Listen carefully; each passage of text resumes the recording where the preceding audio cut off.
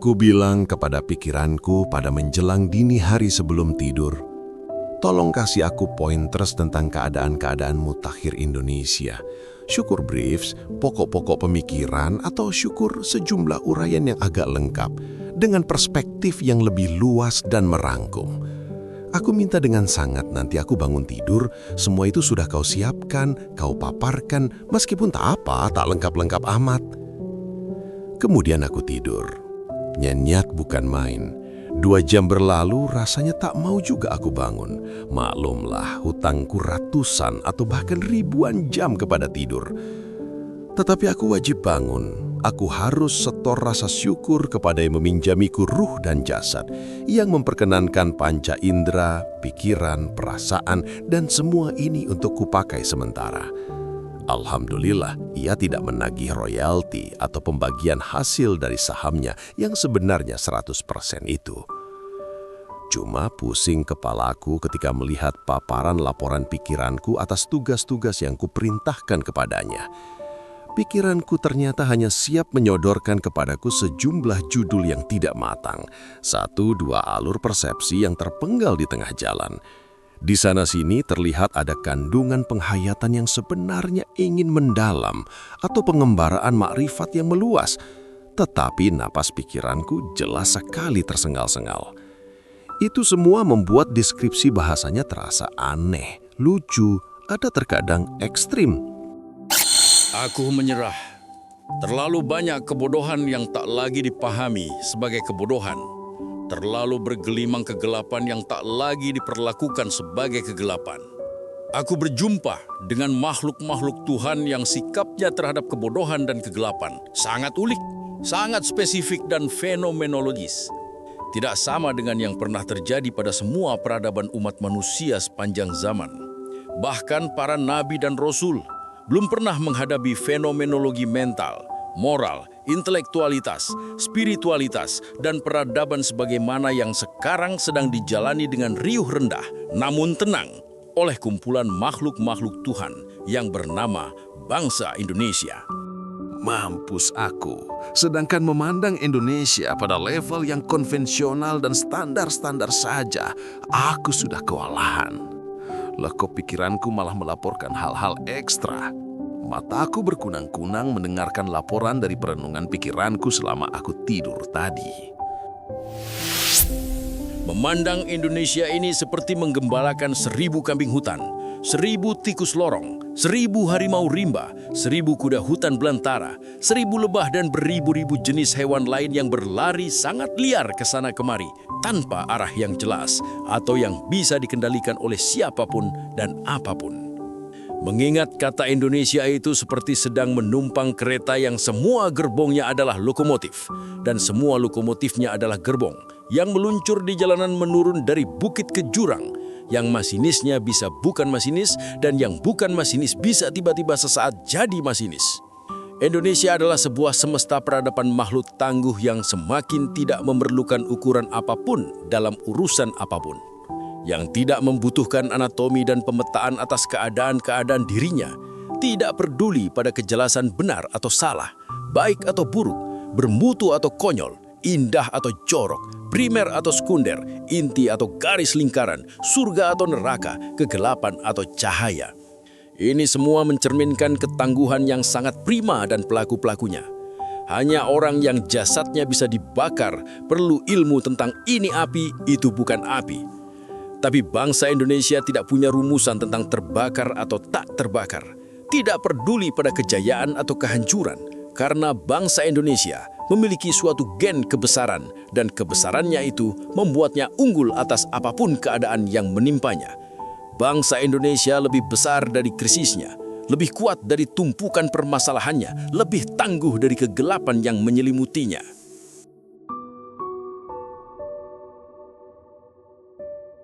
Aku belum percaya pada kejernihan pikiranku. Laporan-laporan yang ia bikin itu mungkin karena ia sendiri mulai diliputi putus asa sebagaimana aku. Akhir-akhir ini memang semakin terasa penurunan kinerja para staf perusahaan diriku. Kedua mataku semakin kabul penglihatannya. Lututku makin mudah gemetaran dan harus segera kuikutkan lomba lari maraton lagi untuk menguji kemampuannya. Badanku kaku-kaku tak bisa dilipat-lipat lagi seperti baju dan celana sehabis disetrika. Mungkin juga karena usiaku semakin uzur, kemampuan pikiranku cenderung mengalami penurunan serius. Spontanitas kecerdasannya juga mengalami pelambanan dan ketidakpekaan. Seperti petinju Roy Jones sesudah beberapa tahun tak menemukan lawan yang membahagiakan hatinya, body movingnya jadi malas. Kombinasi pukulan-pukulan jab, straight, hook, dan sesekali uppercut yang biasanya dia ransir menjadi komposisi-komposisi yang tak menentu sehingga tak bisa diduga oleh lawannya, tak muncul lagi. Roy Jones ogah berkarya, padahal ia tetap harus naik ring.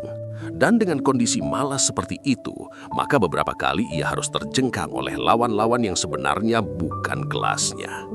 Aku tidak mau terjengkang seperti Roy Jones. Aku harus membenahi kinerja dan seluruh sisi urusan perusahaan diriku. Aku harus memanggil pikiranku untuk aku interview. Spontan aku berteriak, "Otak, sini kamu." Akan tetapi, aku kaget sendiri karena sejak aku bangun tidur, ia sudah patuh duduk bersila di hadapanku. Ketika mendadak aku meneriakkan namanya, ia langsung menyodorkan kembali hasil perenungannya selama aku tidur tadi. Berderet-deretlah penggalan-penggalan laporan dari pikiranku. Indonesia adalah Gatot Kaca sakit lupus, dinosaurus gantung diri, hak untuk menjilat, kontes popularitas nasional, bangsa penakluk kegelapan. Ku persembahkan kegagalanku kepadamu, peran kebatinan dalam demokrasi, penyembah idola, salah pilih berhala, pemerintah kok ngaku negara. Kita borgol kaki, ikut lomba lari internasional, ilmu asan, ilmu sujud, dan ilmu hewan. Yang menangkap maling tak berarti bukan maling, yang menangkap maling penangkap maling juga tak berarti bukan maling. Kelihatannya semua pahlawan, padahal semua maling. Kelihatannya semua maling, sebenarnya banyak juga yang tidak maling. Aku marah besar kepada pikiranku. Apa-apaan ini? Yang bos itu kamu apa aku? Kamu kasih aku judul-judul itu, maksudmu kamu suruh nulis tentang itu semua gitu? Aku ini sudah tua, tidak mampu menanggung semua keadaan-keadaan yang sudah sangat parah itu. Semua ilmu, metodologi, terminologi ilmu, atau apapun yang dicapai oleh sejarah juga tak mampu menampung fenomena Indonesia.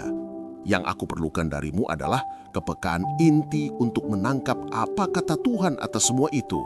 Sebab kalau tidak ditolong Tuhan, kita semua tidak akan sanggup menolong diri kita sendiri. Mohon maaf, aku cuma melaporkan hasil 2 jam ini apa adanya. Adapun semua itu akan diapakan, aku siap menunggu perintah panjenengan.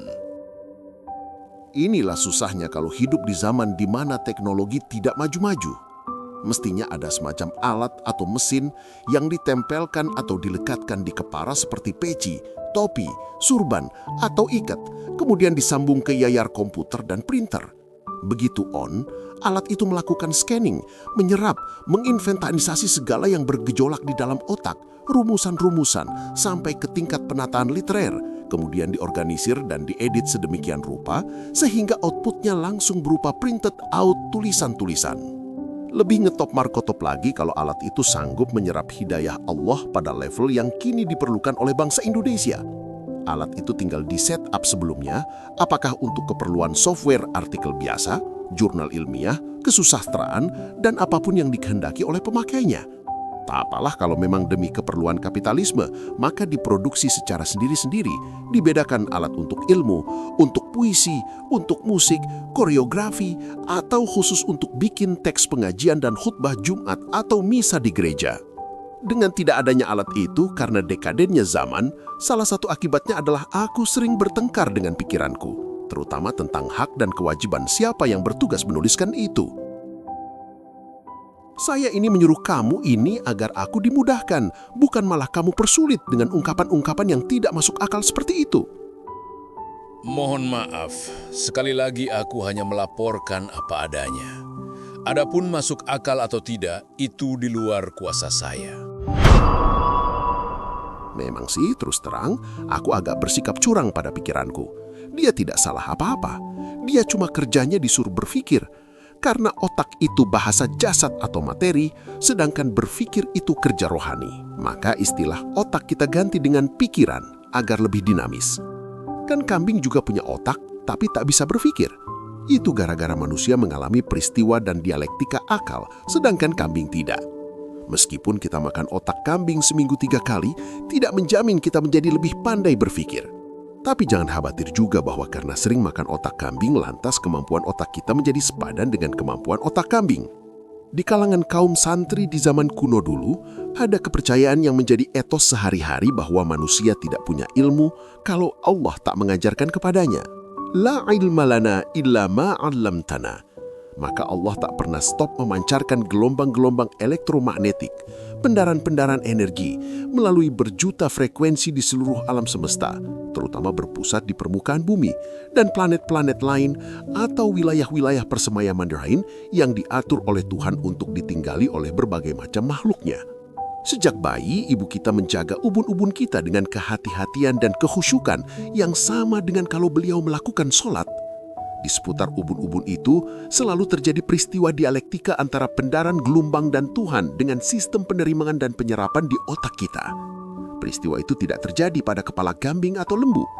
Kita pergi sekolah supaya otak kita tidak menganggur, sehingga jadi akik atau bersaing lawan otak kerbau. Kita masuk S1, S2, S3 agar kemampuan otak kita tidak stagnan di MS-DOS, syukur-syukur aktual ke Unix. Pendaran energi rahmah, berkah hikmah yang dipancarkan Tuhan memuat kualitas sampai ke tingkat wahyu. Namun hanya sistem otak dan mesin rohani para nabi dan rasul yang diberi hak untuk memilikinya. Otakku sendiri tidak dos-dos amat, tidak memiliki daya dan kelembutan untuk menangkap fadilah, maunah, atau karomah sebagaimana banyak di antara Anda yang mampu. Mustahil juga menyerap kadar wahyu. Namun Tuhan berkenan lumayan aku bisa ambil ilham meskipun kadarnya di bawah yang 4 tingkat di atas. Nah, butir-butir dan complongan-complongan ilham itulah yang dilaporkan oleh pikiranku pagi ini. Akan tetapi, apa yang dilaporkan oleh pikiranku malah nambah susah. Coba, pada lembaran lain, dia melaporkan seperti ini. 10 tanda atau ciri-ciri kebesaran bangsa Indonesia.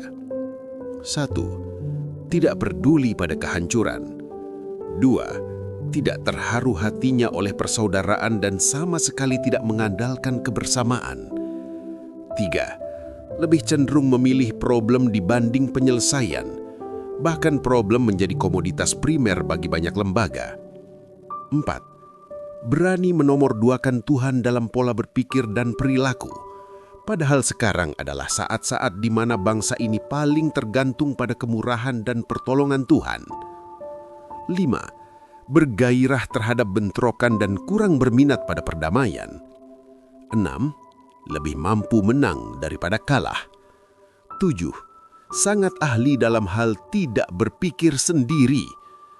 8. Lebih menyukai mitos dan prasangka dibanding kenyataan. Itu berlaku tidak hanya di warung-warung, tapi juga di lembaran-lembaran dan layar-layar buram teknologi informasi. 9. Lebih menghormati bangsa lain daripada bangsa sendiri. 10. Meremehkan kualitas nilai, kreativitas, prestasi substansial atau kemuliaan hidup. Peremehan ini bukan berlaku hanya sebagai sikap personal, tapi sudah sampai pada penindasan hukum dan politik terhadap para kreator, para penemu, para pencapai prestasi, inovasi dan invensi. Gemar menyembah Tuhan-Tuhanan, sangat kagum kepada berhala, tetapi hampir selalu salah memilih berhala. 12. Selalu siap menyogok dengan uang atau harta benda demi memperoleh penderitaan. 13. Aktualisasi perilaku budaya agama sangat maju, penuh gebiar, tapi pola pandangan keagamaannya mundur hampir 2 abad. Hampir sepanjang hari itu aku bertengkar keras melawan pikiranku, sampai tak sempat mandi. Untunglah aku memang kurang terbiasa mandi. Sempat kucecar pikiranku tentang butiran-butiran yang ia laporkan. Apa maksudmu hak untuk menjilat? Di zaman Nabi Muhammad, dipaksa berperang melawan kelompok-kelompok yang merasa terancam eksistensinya, terutama yang menyangkut copyright sumber air Zam-Zam serta posisi ekonomi strategis Mekah yang bagaikan Singapura waktu itu. Ada satu suku yang jumlahnya cukup besar namun tidak pernah terlibat dalam konflik, bukan karena mereka cinta damai, melainkan karena mereka berwatak kolaborator. Mereka menunggu siapa yang menang dalam sebuah peperangan dan siap bergabung dengan yang menang. Kalau ada di antara mereka yang ingin jadi tokoh, ya sejak semula mendaftarkan diri jadi caleg golongan yang jelas sudah menang. Apa hubungannya dengan menjilat? Manusia itu macam-macam wataknya atau katurangkannya. Ada yang mandiri, ada yang benalu. Ada yang sopir, ada yang penumpang. Ada yang penanam, ada yang pemakan. Yang jenis kedua itu memiliki keterampilan yang canggih untuk menggabungkan diri pada kekuatan yang menang. Salah satu caranya adalah menjilat. Tapi aku katakan di situ bahwa menjilat itu termasuk hak asasi manusia. Setiap orang memiliki hak absolut untuk menjilat siapa dan apa saja. Dan di Indonesia, banyak tokoh masyarakat yang memiliki kesadaran sangat tinggi dan peka terhadap hak itu. Sehingga dari era ke era, kita bisa mendaftari nama-nama mereka sampai 2009 ini. Terharu juga aku mendengar jawaban pikiranku atas pertanyaan-pertanyaanku. Diam-diam dalam hatiku, aku mencoba menumbuhkan tekad untuk berterima kasih kepada pikiranku. Dengan cara kapan-kapan ku niati untuk mencoba menuliskan butiran-butiran yang ia telah persembahkan itu. Bukan hanya menulis, aku berniat keluar rumah, pakai sepatu tali pembungkus kaki, siap melangkah ke medan perang, berlari, melompat, menerjang, menangkis, merobohkan, membangun, siap apa saja yang diperlukan oleh keadaan-keadaan yang dicemaskan oleh pikiranku itu. Akan tetapi, tiba-tiba badanku terasa dingin panas tak menentu. Segera aku merebahkan tubuhku di kursi panjang. Terdengar di telingaku teriakan sangat panjang meskipun tidak keras. Rupanya hatiku marah. Hei, bilang dulu sama aku sebelum berniat melakukan sesuatu. Akulah yang berhak atas setiap niatanmu. Ku dekap dadaku. Aku minta maaf sedalam-dalamnya kepada hatiku yang peka bagai porselen itu. Memang hampir genap 11 tahun hatiku membisu setiap kali ku ajak mengobrol tentang Indonesia. Ingat betul saat hatiku mulai secara agak radikal menunjukkan perubahan. Yakni tanggal 22 Mei 1998, sekitar pukul 20.30-an malam, ia mendadak berpaling. Hanya 1-2 kata bisa kuperoleh darinya sesudah ribuan kali merayunya. Singkat-singkat. Reformasi bohong, hipokrit, munafik, pengkhianat, tidak serius terhadap kebenaran, tidak peduli kepada fakta, cengengesan, ngibulin demokrasi, mengkeledaikan agama. Tuhan dianak bawangkan, pandainya bodoh, kebaikannya menghancurkan, nggak ngerti martabat, pembasmi rasa malu, hina, ludahku pun eman-eman untuk kuludahkan, neraka pun menolak. Macam-macam menggerundelan hatiku. Ku coba memahami kekecewaannya oleh Indonesia. Namanya juga hati, ia bukan pikiran. Jangan menagih logika kepada hati. Ku coba berkomunikasi terus dengannya. Tetapi sejauh ini aku belum berhasil mencapai apa yang kubayangkan bisa kurai dengan selalu bersikap halus lembut kepadanya.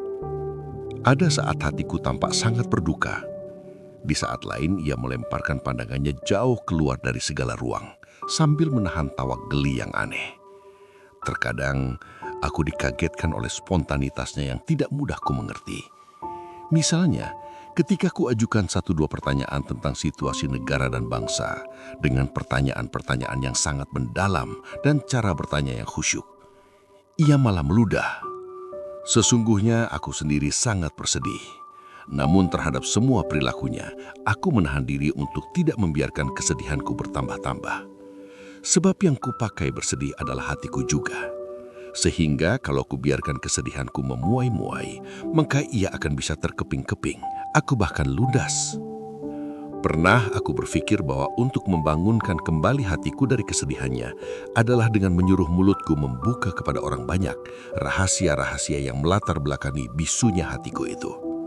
Rahasia yang menyangkut hari-hari terpenting bagi negeriku pada tahun 1998. Tetapi sedikit saja aku mulai berbenah-benah menyiapkan hal itu, hatiku naik pitam luar biasa.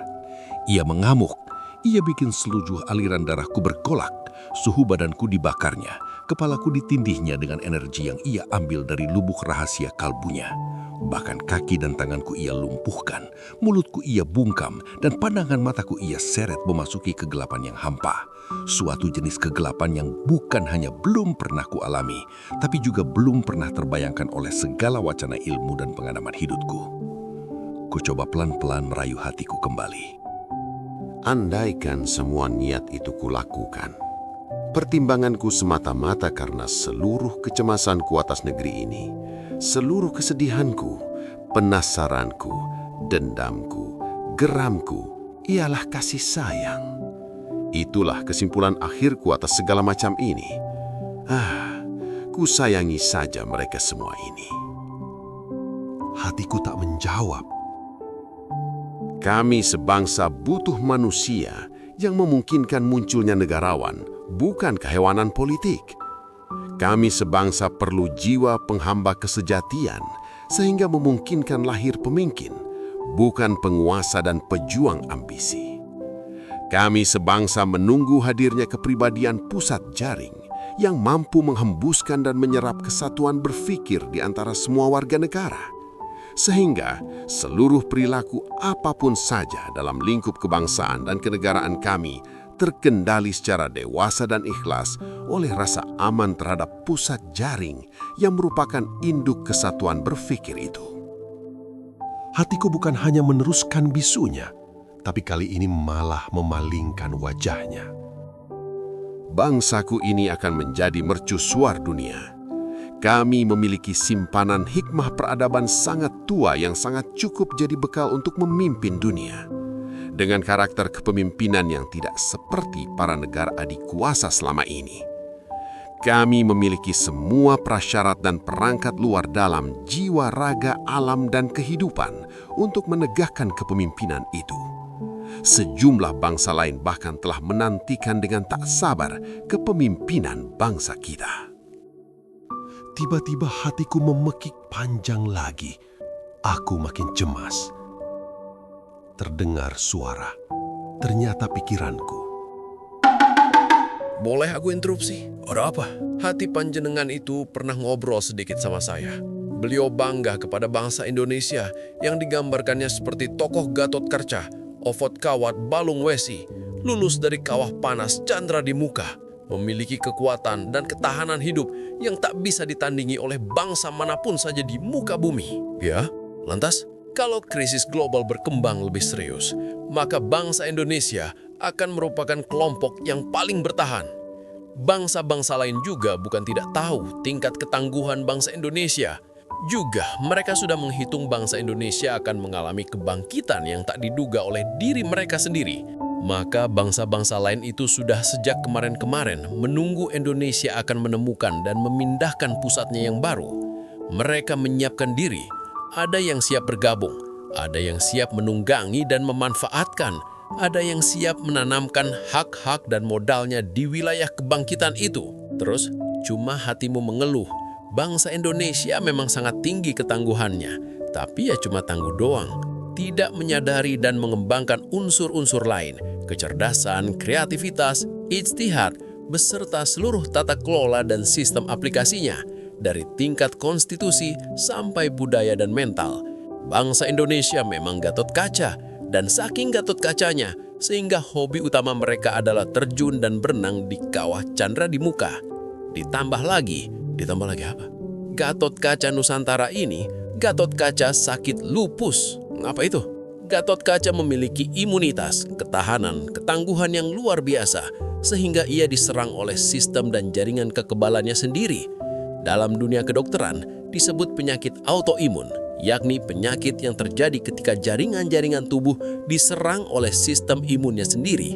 Dengan tetap menjunjung rasa simpati dan empati kepada para sahabat yang menderita lupus, mohon izin menggunakan idiomatik ini secara sosial, bahwa kelupusan bangsa Gatot Kaca itu outputnya ialah ia berperilaku tak terduga secara mental, kadang cemerlang luar biasa, kadang-kadang dungu tak kira-kira, suatu saat jenius, di saat lain blow on banget. Terkadang muncul Einstein-nya, George Washington-nya, Kennedy-nya, Soekarno-nya, bahkan Ponari-nya. Tetapi tiba-tiba berperilaku seperti kuda lumping. Bisa sangat arif bijaksana, bisa amat mudah mengamuk, bisa wiridan bersama nangis-nangis, mudah pula tawur antar kampung. Ya oke, tapi kan tetap Gatot Kaca. Memang, tapi kan sakit lupus. Tapi kan Gatot Kaca. Tapi kan lupus. Gatot Kaca, lupus. Tak berhenti kami memperbantahkan Gatot Kaca dan lupus. Sampai kemudian terdengar suara tokek dari balik genting.